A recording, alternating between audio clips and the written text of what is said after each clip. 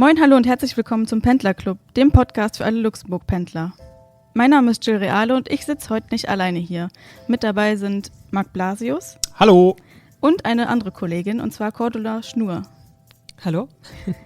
Ja, und sie sitzt heute hier. Sie ist die Chefredakteurin von Luxembourg Times. Das ist nicht die englische Version vom Luxemburger Wort, aber es gehört mit zum Luxemburger Wort. Und ja, Cordula, wir reden heute über den Thronwechsel. Danke, dass ich dabei sein darf. Wir schauen dann heute hinter die Kulissen, und zwar liegt dem zugrunde, dass ihr von Luxembourg Times ja einen Podcast gemacht habt mit 5 Folgen, richtig? Genau, wir haben im Rahmen des Thronwechsels über 5 Folgen uns so ein bisschen mit der Vergangenheit, aber auch der Zukunft der Luxemburger Monarchie beschäftigt und unter anderem uns angeguckt, wer ist überhaupt der Prinz Guillaume, der jetzt der nächste Großherzog wird, wer ist seine Frau und warum brauchen wir überhaupt Monarchien überhaupt noch und wie müssen die sich vielleicht auch ändern? Also super, dann bist du heute unsere Thronwechsel-Expertin. Die Royal-Expertin sozusagen. Ich gebe mein Bestes. Ich würde aber sagen, bevor wir drüber sprechen, wer jetzt Guillaume ist, wer Stephanie ist und so weiter und so fort, gucken wir mal, was so wann passiert. Weil am Wochenende ist es schon soweit, dann gibt es den großen Thronwechsel seit 25 Jahren wieder. Genau.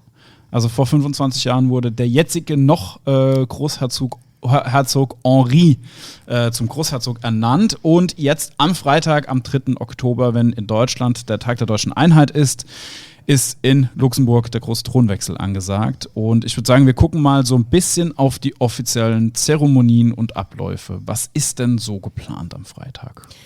Also zunächst ist es in Luxemburg ungleich in Deutschland, ist es kein Feiertag. Das heißt, die meisten Leute müssen normal arbeiten gehen. Kinder dürfen Schule schwänzen, um dem neuen Großherzog zuzuwinken. Es muss natürlich erstmal der jetzige Großherzog, Henri, wie du schon gesagt hast, der muss erstmal offiziell abdanken. Das passiert im Großherzoglichen Palast. Danach geht es dann in die Chambre, also das Luxemburger Parlament, wo der neue Großherzog Guillaume offiziell eingeschworen wird, seinen Schwur leistet. Das hat auch Tradition, das ist schon seit Generationen so, dass der Großherzog in der Chambre eingeschworen wird. Und danach wird sich die Familie dann in der Öffentlichkeit zeigen, ein bisschen spazieren gehen, auf dem Balkon sein und hoffentlich ist das Wetter schön, sodass auch ein paar Leute da sind. Wäre jetzt nicht so schön, wenn es regnen würde. Ja, und dann gibt es abends natürlich noch ein großes Gala-Dinner. Das ist mal so der Freitag und dann am Samstag macht sich der neue Großherzog auf eine Tour des Landes und reist so in alle 4 Ecken des Landes und kommt dann abends in die Hauptstadt zurück, wo dann noch eine Drohnenshow ist. Kein Feuerwerk, sondern eine Drohnenshow dieses Jahr und ein großes Konzert. Das heißt also, am Freitag gibt es für einen ganz kurzen Moment keinen Grand Duc in Luxemburg zwischen der Abdankung und dem neuen Swearing-In von Guillaume. Theoretisch ist das richtig, ja. Aber wie gesagt, in Luxemburg hat das Tradition. Also man könnte jetzt theoretisch auch sagen, dass zwischen dem Sterben der Queen in Großbritannien und dann dem König, bis der gekrönt wird, da vergeht ja auch immer ein bisschen Zeit, aber theoretisch ist er ja trotzdem schon König. Und ja, aber in Luxemburg hat es Tradition, dass eben abgedankt wird. Also auch Grand Duc Jean, der Vater von Henri, der hat auch schon abgedankt. Seine Mutter, Grand Duchesse Charlotte damals, hat auch schon abgedankt. Also ich glaube, wir wissen, wie der Hase läuft, wenn es um Abdanken und wieder neu einschwören geht. Und wo hat man die Chance, den neuen Großherzog zu sehen? Also du hast gesagt, er wird so ein bisschen spazieren gehen, aber wo genau wird man denn die Chance haben? Oder hat man denn überhaupt die Chance, da hinzugehen? Absolut, also die Leute sollen ja sicherlich auch in die Stadt kommen und mitfeiern. Einerseits wird sich die Familie auf dem Balkon des Großherzoglichen Palastes zeigen, der ist ja direkt in der Stadtmitte. Dort kann man sie also sehen, auch die neue Großherzogin Stephanie. Und dann danach ist aber auch vorgesehen, dass vom Rathaus in Luxemburg-Stadt am Place Guillaume, dort wird die Familie auch noch hingehen und dort werden sie sich dann auf dem Place Guillaume und in der Gegend ein bisschen zeigen und feiern lassen. Ist der Place Guillaume eigentlich nach ihm benannt? Der Place Guillaume ist nach einem seiner Vorgänger benannt. Das war Guillaume oder Wilhelm II. Der Niederlande, der auch war König der Niederlande und Großherzog Luxemburgs. Das hat ja damals alles, war ja damals alles eins. Und nach dem Guillaume ist der Place Guillaume benannt. Und dementsprechend ist unser jetziger Guillaume eher nach den alten Guillaumes benannt. Okay. Apropos Guillaume. Ja, genau. Wer ist das eigentlich? Also kannst du uns was sagen, was für Werte hat er, wofür steht er? Also er ist ja natürlich deutlich jünger, er ist jetzt eine ganz andere Generation. Hat das irgendwie was zu tun mit seiner Regentschaft jetzt gleich? Also er ist 43 Jahre alt, 1981 geboren, so mehr oder weniger genau 9 Monate, nachdem seine Eltern geheiratet haben damals, am Valentinstag 1981. Es wird interessant sein, jetzt zu sehen, wie er sich in dieser neuen Rolle auch entwickelt. Er hat als Kronprinz war er sehr viel wirtschaftlich engagiert. Er hat das Land in ungefähr 70 Wirtschaftsmissionen über die ganzen Jahre hinweg vertreten. Und da wird auch immer gesagt, dass das eigentlich so einer der Mehrwerte der Monarchie ist, wenn man dann eben, keine Ahnung, zu irgendwelchen Handelspartnern reist oder wie jetzt zum Beispiel auch dieses Jahr nach Osaka zur Weltausstellung. Hat es doch immer so ein bisschen Glamour, wenn man mit einer Monarchie kommt und mit einem Großherzog. Und er war aber auch, er hat sich zusammen mit seiner Frau, hatten sie sich verschiedene Themenschwerpunkte gesetzt, wie zum Beispiel auch Alterseinsamkeit, wo sie viel gemacht haben. Die beiden waren auch öfters mit ihren beiden Kindern zum Beispiel in Altersheimen unterwegs.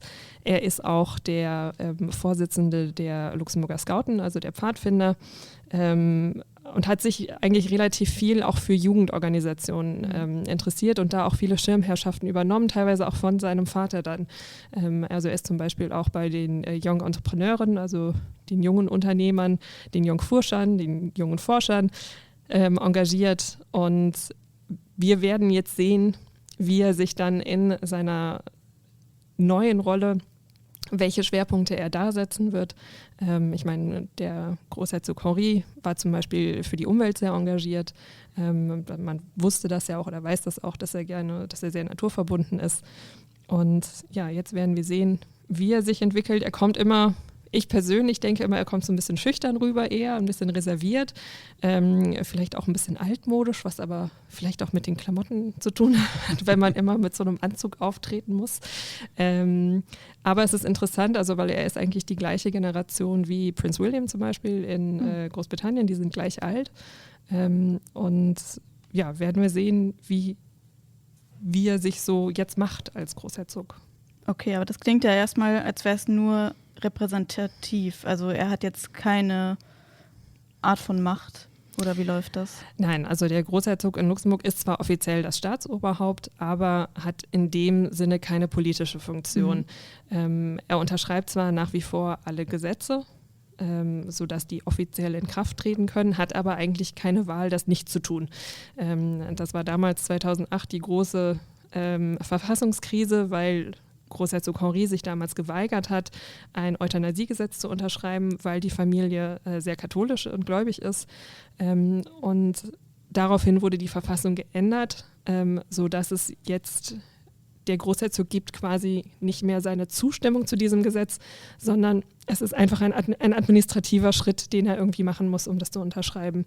Also politisch wenig Macht, sage ich mal. Aber es ist natürlich schon so, und das sehen wir, glaube ich, auch in anderen Monarchien, dass die Bereiche, für die sich der Monarch einsetzt, ja schon auch irgendwas sagen. Um nochmal auch zu Großbritannien zurückzugehen, wenn sich Prince William und Catherine dort sehr für Armut einsetzen oder ja gegen Armut einsetzen, dann auch Kinder, die frühkindliche Erziehung unterstützen und so weiter. Das hat ja auch irgendwo schon eine Message, die dahinter steckt.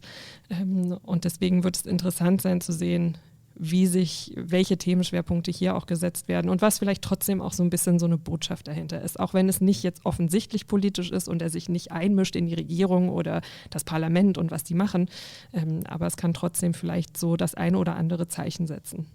Sollen wir mal reinhören, was die Bürgerinnen und Bürger auf den Straßen sagen? Ja, unser Kollege Lothar war nämlich die Tage unterwegs und hat mal so rumgehört, wie so die allgemeine Stimmung ist.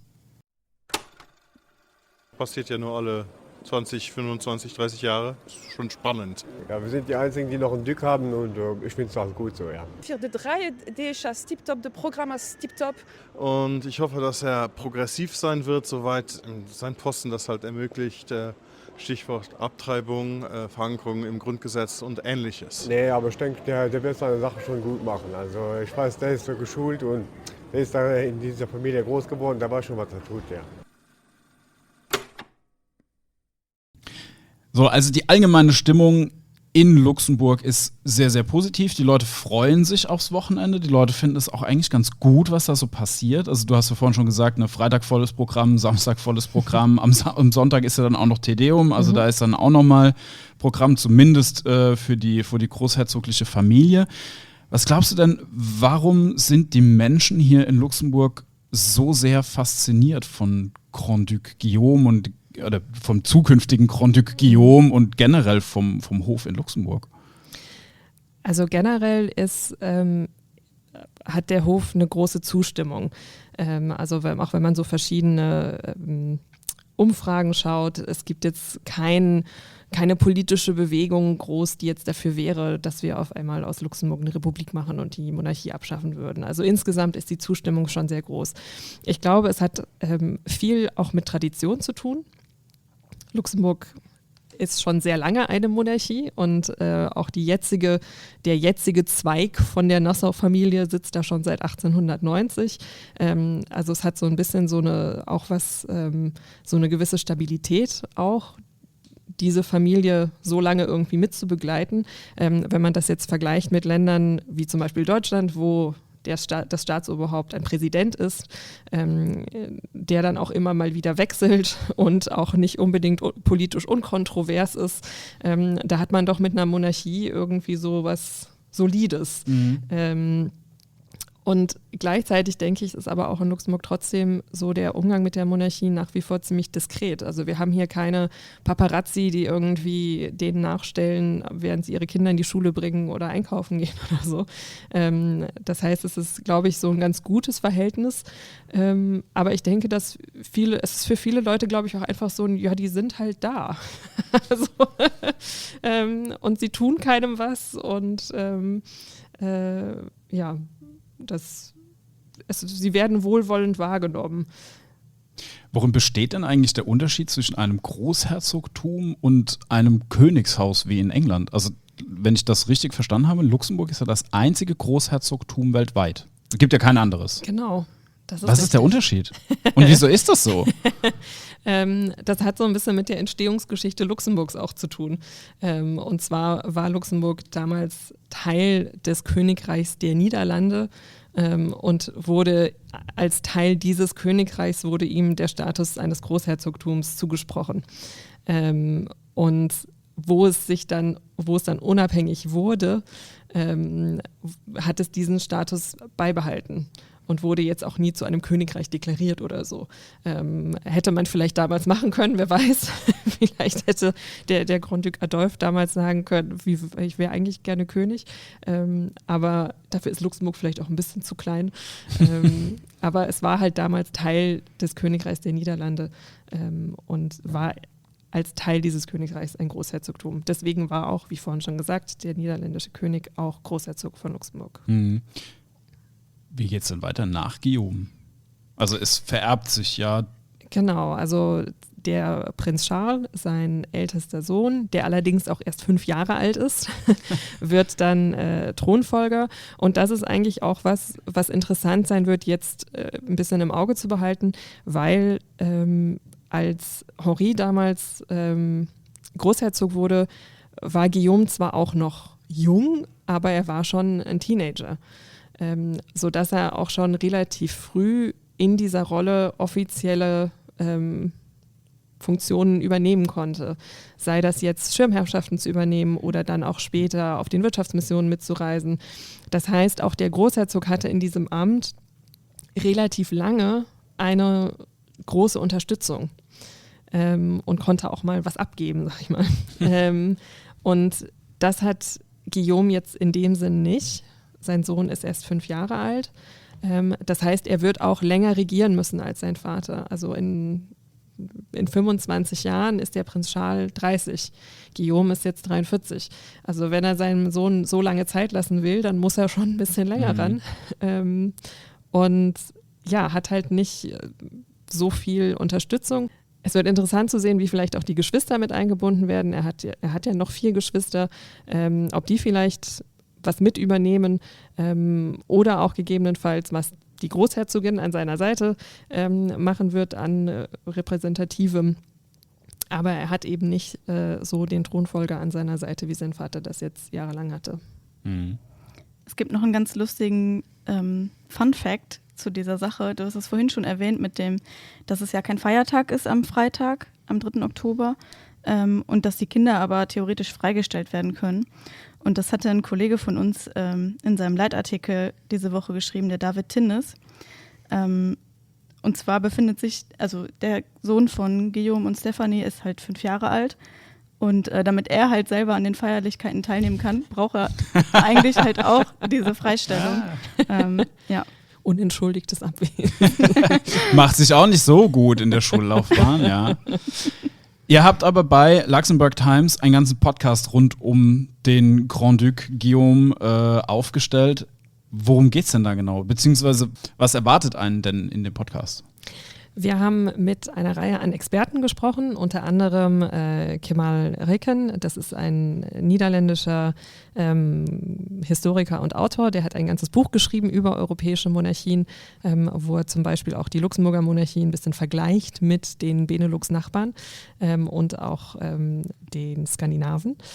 Und wir haben mit Luc Heuschling gesprochen, der ist Verfassungsexperte und Professor an der Universität Luxemburg, aber auch mit Cindy Tereba, die das internationale Büro leitet in der Handelskammer der Chambre de Commerce. Und wir haben uns eben so ein bisschen mit denen unterhalten über die Rolle des Großherzogs, wie wird sich Guillaume eventuell machen. Auch wir haben über seine Frau Stephanie gesprochen und so ein bisschen über die Geschichte. Wir haben ein bisschen in die Vergangenheit geguckt natürlich, also wie ist die Monarchie dahin gekommen, wo sie jetzt ist. Unter anderem, wir haben es schon erwähnt, die Verfassungskrise 2008, aber auch zum Beispiel den großen Varengo-Bericht von 2020, wo es ja sehr kritisch drauf geblickt wurde, wie der Palast, sagen wir mal, gemanagt wird, die Organisation davon. Es gab immer wieder Rumorte, dass das Personal dort schlecht behandelt wird, dass unheimlich viele Leute gekündigt hätten, viel ersetzt wird und so. Ja, und dann haben wir uns ein bisschen damit beschäftigt, wie sich die Monarchie eventuell auch anpassen muss. Ja, ich habe in den auch schon reingehört. Zum Zeitpunkt der Aufnahme jetzt ist die letzte Folge noch nicht raus, aber ich bin schon ganz gespannt. Also ihr habt das alles auch wirklich so kurzweilig zusammengefasst. Also ich glaube, die Folgen sind immer nur so ungefähr 10 Minuten lang. Genau, 10 bis 15 Minuten. Kann man ganz einfach mal so zwischendurch schnell reinschnuppern. Ja, wirklich. Also perfekt auch zum Pendeln. Deswegen, wir verlinken den Podcast auch auf jeden Fall, falls ihr den noch nicht gehört habt. Ja. Und er ist natürlich auf Englisch. Also das muss man dazu sagen. Genau, das bei der Luxembourg Times. Ich spreche zwar auch Deutsch, aber bei der Luxembourg Times ist alles auf Englisch. Ja, Cordula ist das multilinguale Talent hier in der Runde. Ich würde aber sagen, wir gehen nochmal zurück auf das, was so am Wochenende passiert. Also du hast ja schon gesagt, am Freitag wird abgedankt und dann gibt es das Swearing-In. Am Freitagabend gibt es ja noch das große Gala-Dinner, das hattest du schon angesprochen. Da werden ja auch ganz schön viele hochkarätige Gäste erwartet. Also Emmanuel Macron hat sich angekündigt, Frank-Walter Steinmeier wird erwartet. Ich glaube, das belgische Königspaar kommt. Und das niederländische Königspaar auch. Also was ich interessant fand an der Gästeliste ist, dass es wirklich so die Nachbarländer sind. Also plus die Niederlande, weil Benelux. Aber es kommt jetzt zum Beispiel nicht aus dem weiteren Ausland. Es gibt ja noch viele andere Königshäuser, die Dänen, die Schweden, die Briten. Und die waren ja damals bei der royalen Hochzeit 2012, waren die alle auch mitvertreten. Aber jetzt bei dem Thronwechsel gibt es wirklich, sag mal, so diesen harten Kern aus den Nachbarregionen. Ja, die ganzen Feierlichkeiten gibt es natürlich auch im Live-Ticker bei Wort.lu. Da werden sich dann meine Kolleginnen und Kollegen drum kümmern. Dann gehen wir doch mal weiter. Also nach Freitag kommt dann Samstag. Was steht denn da auf dem Plan? Ja, am Samstag, Cordula hat es schon gesagt, am Samstag gibt es die Grand Tour de Luxembourg, kann man das fast schon nennen, wo Guillaume und Stephanie von einer Ecke des Landes in die andere reisen und wieder zurück. Es geht los, relativ grenznah zu Deutschland, in Grevenmacher. Ich glaube, um 13 Uhr startet dort der offizielle Akt. Dort wird dann das neue großherzogliche Paar erwartet. Fokus da ist, glaube ich, auf das Thema Sport gelegt. Also da wird noch ein Tennisprofi oder eine Tennisprofi, ich weiß nicht genau, erwartet. Genau, und dort gibt es dann viel Händeschütteln und so weiter. Der Termin ist allerdings auch relativ knapp. Also ich glaube, das großherzogliche Paar ist dort für 30 Minuten, bevor es dann weitergeht. Dann fahren die beiden nach Wils in Richtung Norden, bevor es dann von Wils weitergeht nach Steinfort. Dort wird dann das großherzogliche Paar das Hospital dort besuchen und sich einiges anschauen. Und dann geht es weiter nach Dulange. Dulange ist dann der vorletzte Stopp, beziehungsweise der letzte Stopp auf der Tour durch das Land. Und dann ist ab 20 Uhr die große Party in der Hauptstadt geplant. Also 20 Uhr bis 24 Uhr, also bis Mitternacht, gibt es die große Party hier mitten in der Stadt auf dem Classis und auf der Roten Brücke. Da wird einiges geboten sein. Abends gibt es noch eine Drohnenshow. Also da ist ganz schön was los. Und wenn ich das richtig verstanden habe, kann man sogar die ganze Tour im Livestream verfolgen. Und es gibt, glaube ich, sogar ein Public Viewing auf dem Classis den ganzen Tag über. Also da wird einiges passieren am Samstag hier in Luxemburg. Und Cordula, was genau erwartet uns da dann am Samstagabend noch? Am Samstagabend, also wer so am Glassi vielleicht schon mal jetzt die Woche vorbeigefahren ist, wird gesehen haben, dass dort eine große Bühne aufgerichtet wird. Es werden Luxemburger Künstler auftreten. Den ganzen Abend lang wird es so ein Medley an dem Besten, was die Luxemburger Musikszene zu bieten hat, aufgeführt. Und es wird aber auch auf der Roten Brücke, und ich kann mir selber nichts darunter vorstellen und bin gespannt, wie es aussieht, ein Tramballett geben. Und ich kann mir irgendwie nur vorstellen, dass so zwei Trams auf den Schienen so hin und her rücken. Aber wir werden dann sehen, was es ist. Es steht im Programm, im englischsprachigen Programm zumindest, steht es als Multicolored Ballet of Trams. Und ich glaube, meine Kollegen haben es schon total satt, dass ich darüber rede. Weil ich es einfach ein bisschen abgespaced finde und mir auch nichts drunter vorstellen kann. Also ich mache ja auch das Planning für unsere Fotografen und habe im Zuge dessen auch schon mal in dieses Programm reingeschaut, und es sind, wenn ich das richtig im Kopf habe, sind es 8 Stationen, also 8-mal geht die Tür von der Tram auf, jeweils eine andere Tram, und dann performt jeweils ein Künstler, eine Künstlerin oder eine Gruppe, die dann, also die Türen gehen dann auf und dann gibt es da die Performance und dann gehen die Türen wieder zu und die fahren wieder weg und dann gehen Guillaume und Stephanie mit ihrer ganzen Schar weiter und dann gibt es die nächste Station und dann kommt die nächste Tram und dann kommt der nächste Künstler. Das hört sich ein bisschen an wie der Adventskalender.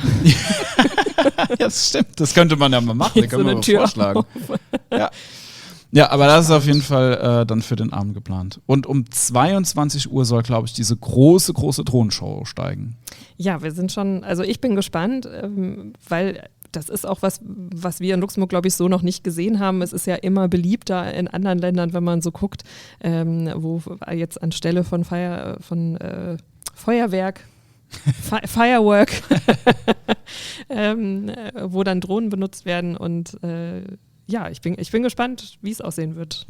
Also die Kollegen waren schon bei der Vorpremiere in Belgien. Da hat das stattgefunden und die durften da auch so ein bisschen filmen. Also vielleicht können wir das Video auch noch mal in den Shownotes verlinken. Da kann man sich das schon mal angucken. Also, ja. Aber ist ja klar, dass sie auch weit weg proben mussten, weil sonst sieht es ja gleich jeder. Ja, ne? Gut, in Luxemburg ist ja quasi alles mal schnell zu Ikea gefahren auf dem Parkplatz. So in etwa, ja. Aber, also die Veranstaltungen am Samstag, die sind alle öffentlich. Also wer Lust und Zeit hat, sich das neue Wer Lust und Zeit hat, sich das neue großherzogliche Paar mal aus der Nähe anzuschauen oder auch einfach Interesse hat an dem allem, was da so passiert am Samstag, der kann da zu diesen einzelnen Stationen fahren. Also Grevenmacher ist ja dann wirklich recht grenznah. Wils ist ja auch noch von Deutschland aus gesehen relativ gut erreichbar oder halt einfach dann abends zur großen Party in die Stadt kommen. Genau. Und am besten am Stadtrand irgendwo in einem Park-and-Ride parken und nicht mit dem Auto bis in die Stadt fahren. Ja, wird nur schwierig mit der Tram zu fahren, weil die Tram ist besetzt. Stimmt, die ist besetzt. Also ein bisschen checken vorher, was wie gesperrt ist. Definitiv. Apropos gesperrt, Gilles, du hast es im Pendler-Update schon gesagt. Genau. Wie sieht es denn so mit Sperrungen aus und worauf müssen sich Pendler vor allem am Freitag und am Samstag auch einrichten? Genau, wir Pendlerinnen und Pendler sind eigentlich nur am Freitag betroffen. Da sind von morgens 8 Uhr bis abends so 22 Uhr, vor allem im Stadtzentrum, eben einige Straßen gesperrt. Der Place Guillaume ist halt mit verschiedenen Verkehrsmitteln gut erreichbar. Das schreibt die Stadt auch auf ihrer Homepage. Und genau, wie Cordula auch schon gesagt hat, lieber ein bisschen weiter weg parken. Ich würde sagen, ich liste die Straßen dann einfach mal in der Folgenbeschreibung auf. Das ist jetzt ein bisschen viel und zu viel Französisch, um das jetzt hier aufzusagen. Am Samstag ist halt hauptsächlich der Glacis betroffen und auch da drumherum die Straßen sind gesperrt. Also da fängt ja alles ab 13 Uhr ungefähr an. Aber ja, das betrifft uns als Pendelnde ja eigentlich gar nicht. Also mit dem Zug kommt man auf jeden Fall ins Zentrum rein und alles, was drumherum liegt, Genau. also Munzbach und so weiter, da wird es absolut keine Einschränkungen geben. Am Findel kann ich mir auch vorstellen, dass es da noch so gerade Freitagnachmittag irgendwie so in der Ecke so zu der ein oder anderen Einschränkung kommt, weil wenn ich das richtig verstanden habe, kommen Steinmeier und Macron auch gemeinsam aus Saarbrücken angereist, weil die dort noch einen Termin haben wegen Tag der Deutschen Einheit. Wobei sich das Programm auch im Moment wirklich mehr oder weniger stündlich ändert. Also von daher, da gibt es sehr, sehr viel hin und her. Und ich kann mir gut vorstellen, dass da auch kurzfristig mal irgendwie Straßen gesperrt werden oder so, wenn da der ein oder andere von A nach B gefahren wird. Also da muss man sich am Freitag und auch am Samstag schon drauf einstellen. Ansonsten bleibt die Woche über eigentlich alles so, wie es ist. Ja, last but not least, was passiert denn noch am Sonntag? Am Sonntagnachmittag findet dann das traditionelle Te-Deum statt. Das kennt man zum Beispiel auch vom Nationalfeiertag, wo die großherzogliche Familie dann eine Messe feiert. Die wird geleitet von Kardinal Jean-Claude Hollerich, der ja auch das Kirchenoberhaupt in Luxemburg ist. Es ist allerdings nicht so, dass das dann ist wie in Großbritannien, wo König Charles ja mit Krönungsöl irgendwie in sein Amt eingehoben wird, sondern es ist einfach eine ganz traditionelle Messe. Also so viel traditionelles Bimbamborium. Es hat ja auch keine Krone und kein Zepter und nichts oder so ein Hermelinmantel oder sowas haben wir alles nicht. Und ja, also es wird eine Messe sein. Also, ein extrem historisches Wochenende steht uns allen bevor hier in Luxemburg. Es wird einen neuen Grand Duc geben. Ab Freitag um 12 Uhr roundabout ist das Swearing In. Am Samstag gibt es dann die große Tour quer durch Luxemburg von dem neuen Großherzog mit seiner Frau Stephanie und am Sonntag dann nochmal das Te Deum. Alle, die wollen, können da auch teilnehmen. Also man kann zu den einzelnen Stationen gehen, man kann sich auf den Glacis setzen am Samstag und die Konzerte genießen und. Passiert ganz schön viel in Luxemburg am Wochenende. Wir sagen vielen, vielen Dank, Cordula, dass du uns hier mal so einen Überblick beschafft hast. Danke, dass ich mit dabei sein durfte. Danke dir, Gilles. Und wir sagen bis bald. Eddie, merci. Eddie.